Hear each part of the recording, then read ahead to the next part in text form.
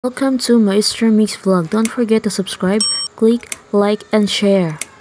Sinabawang guno for today's video or hashtag 07. Pampitong luto ko na ito mga mami and sir.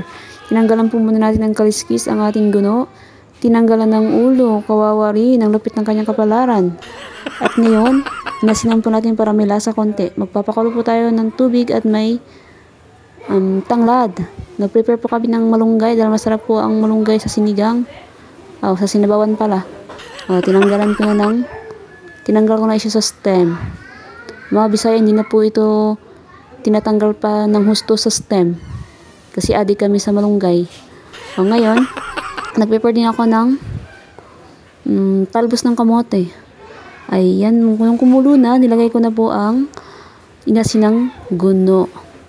At syempre pag kumulo na, ilalagay din muna natin yung talbos ng kamote dahil ito ay mas makapal kaysa sa malunggay. At ihinalo din po natin, sinurod po natin kaagad ang malunggay.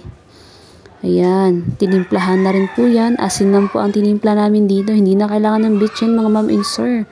Asin lang at tanglad, sobrang sarap na po ng tanglad. O diba natuwa yung mga bata?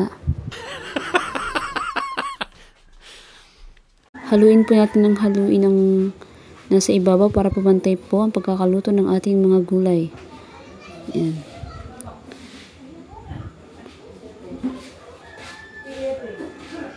By the way, mga mom and sir, thank you for watching.